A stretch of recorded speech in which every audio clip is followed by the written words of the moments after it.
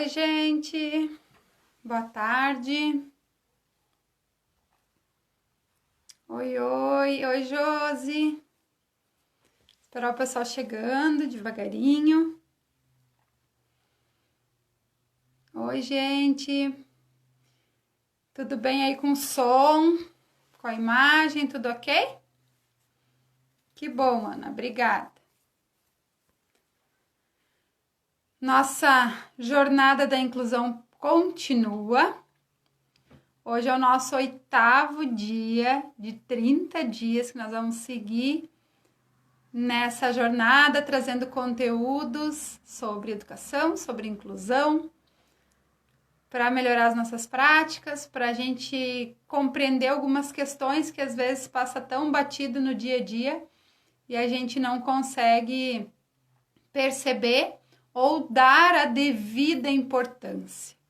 E o tema da nossa live de hoje é autorregulação. O que é a autorregulação?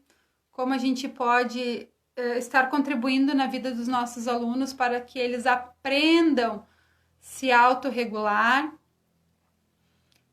Não é fácil, né? Não é fácil a gente, muitas vezes, se autorregular. Imagina uma criança, né? Então, a gente precisa ajudar, a gente precisa colaborar com eles para que eles consigam e aprendam essa habilidade, porque a autorregulação é uma habilidade e ela precisa ser desenvolvida. Umas crianças aprendem de uma forma mais fácil, outras crianças demoram um pouco mais. Algumas têm determinadas características para se autorregular, né? Então, a gente precisa conhecer os nossos alunos. Milene, Thaís, Cris, que bom ter vocês aqui. Hoje tá um pouquinho mais quente, aqui hoje não tá tão frio, mas a promessa de frio aqui no sul tá cada dia pior. O inverno chegou com tudo. Mas a gente tá aí para aquecer os nossos corações, aquecer a nossa aprendizagem e seguir a nossa caminhada, certo? Então, gente, o que é a autorregulação? Na real, a autorregulação é a forma que a gente encontra de se regular, de compreender que os fatores externos acontecem e que nós precisamos permanecer num equilíbrio. E o que acontece quando as crianças são muito bebezinhas? Elas precisam aprender essa habilidade. De que forma que as crianças, que os bebês aprendem essa habilidade de se autorregular? Por exemplo, o nenê tá dormindo, tá lá no bercinho e acorda desesperado, chorando, e a mãe vai lá e pega a criança e coloca no colo e acalma e fala baixinho e explica que tá tudo bem, que não tem porquê do choro. Então a criança vai compreendendo que quando ela acordar naquele ambiente que de repente ela sentiu estranho, ela vai aprendendo com algumas vezes que a mãe faz essa ação, que ela não precisa se desestruturar, que ela não precisa ter esse desequilíbrio, né? Mas é através do acalento, é através do colo, é através do cuidado. Quando elas vão crescendo e as ações, as circunstâncias vão mudando, elas também vão sentindo medo, elas vão sentindo insegurança e elas vão se desestruturando. E aí o que acontece? A família vai lá, pega no colo, abraça, explica e a criança vai aprendendo a se autorregular.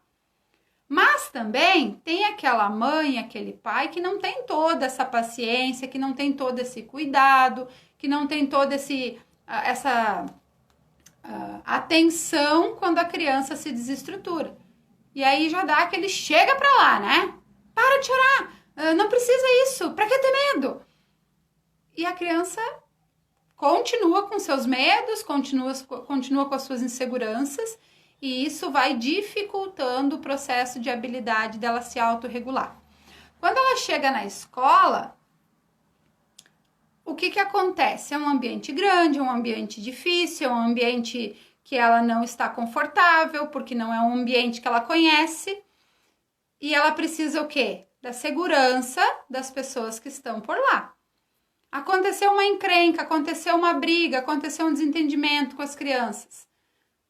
Chama, bota no colo, conversa, explica, analisa o fato. Não é o que a gente faz na escola? Vê quem é que foi o errado, conversa. E a criança vai aprendendo a se autorregular. Mas existem algumas crianças, principalmente as crianças público-alvo da educação especial, que têm dificuldade em desenvolver essas habilidades, que têm dificuldade em se autorregular. Ou elas encontram uma forma de se autorregular que para nós, muitas vezes, não está certo. Por exemplo, a criança passou por um problema na escola, sentiu medo, sentiu insegurança e ela fez o quê? Ela correu e se escondeu. E a gente acha que aquilo ali não é certo, mas aquilo ali foi a forma que ela achou de se autorregular, foi a forma que ela achou de ver, passar por esse problema de uma forma mais tranquila. Mesma coisa quando acontece com os autistas, né? Eles têm uma dificuldade de se autorregular, se desestruturam, mas às vezes eles utilizam algo para se autorregular. E nós, professores, precisamos compreender qual é a forma que ele encontra para se autorregular. E nós precisamos ter o respeito por esse momento. Esperar que esse momento, né, claro, dar o suporte que a criança precisa, estabelecer com a família, alinhar o que é feito quando isso acontece, mas nós precisamos ter o respeito desse momento. Depois desse momento, a gente consegue conversar, a gente consegue perceber o que está acontecendo. Não adianta nós querer que a criança se autorregule da forma que nós achamos que é correta.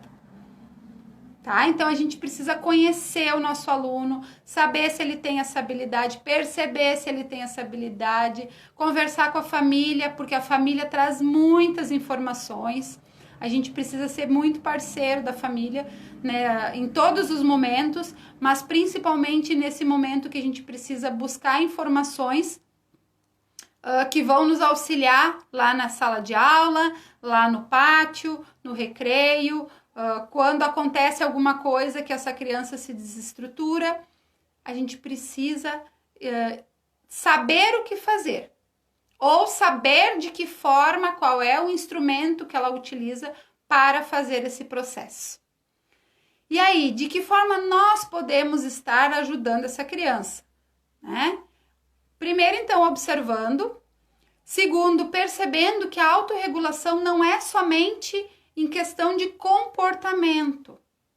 Os processos de ensino e aprendizagem, a criança também precisa ter algumas direções, se regular, precisa compreender algumas questões para que o processo de ensino e aprendizagem aconteça. Por exemplo, quando a gente propõe uma atividade e a criança faz a atividade e ela fez uma resposta que a gente acha que ela poderia ter dado um pouquinho mais. O que a gente pode fazer com ela? Sentar, conversar, perguntar para ela, realmente você acha que essa resposta está totalmente certa? Será que não tem algo a mais que você poderia colocar? Será que você não conseguiria modificar um pouco essa estrutura para que a gente tenha um trabalho mais estruturado, mais elaborado? Então, que ela tenha essas diretrizes para que ela se regule quanto ao processo de ensino e aprendizagem também. Então, 3 perguntinhas que eu acho bem importante, até anotei aqui. O que é, onde e por quê?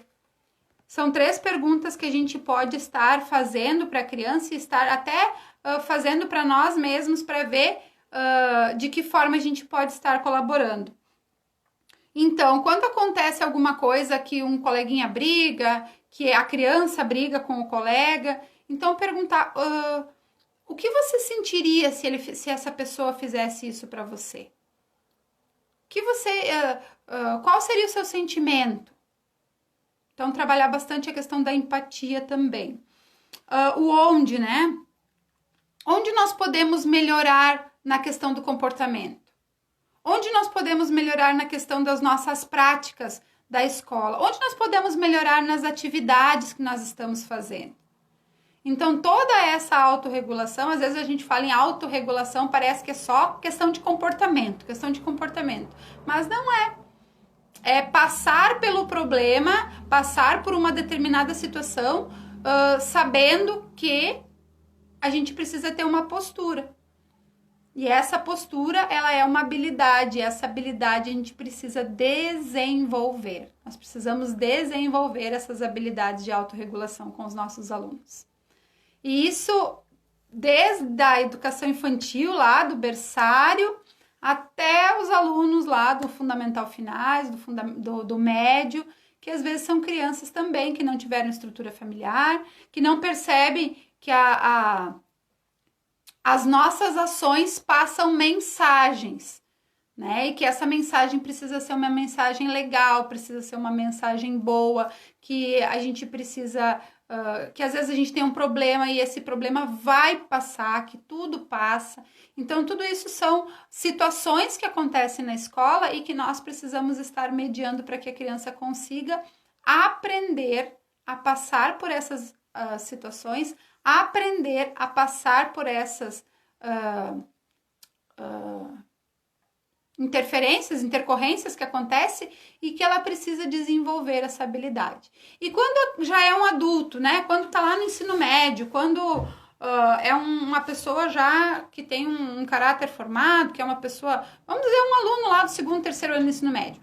Quando a gente chega lá nesse ponto e a gente ainda não conseguiu desenvolver essa habilidade com o nosso aluno, ou a gente percebe que nunca ninguém deu a importância para desenvolver essa habilidade, ou que várias pessoas deram importância e tentaram desenvolver essa habilidade, mas nunca obtiveram sucesso, existem terapias, existem profissionais que trabalham nesse foco, né, nesse processo, e que com certeza conseguirão dar o suporte, conseguirão fazer com que essa pessoa consiga desenvolver essa habilidade de autorregulação. E aí, pessoal? Gostaram do tema de hoje? Se alguém tiver alguma pergunta, alguma dica de tema, já tenho várias profs estão me pedindo inbox, e daí elas me dizem assim, Dani, esse horário eu não consigo assistir, não tem problema. Ontem, na nossa live de ontem, ontem à noite já tinha mais de 150 visualizações, que são pessoas que não conseguem estar aqui no momento que eu estou falando, mas que esse conteúdo fica e esse conteúdo vai adiante, porque compartilham com seus colegas, compartilham nos grupos de escola e estão aí para ajudar e fazer a diferença na vida dos alunos, no processo de ensino-aprendizagem e no desenvolvimento deles. Certo? Que bom ter você aqui, muito obrigada. Se tem algum comentário, pode deixar aqui no chat, ou pode deixar depois aqui no replay também, que eu volto para responder se for o caso. Muito obrigada por me acompanhar nessa trajetória, nessa maratona de lives. E amanhã a gente se encontra às 17h07. Beijo, fiquem com Deus.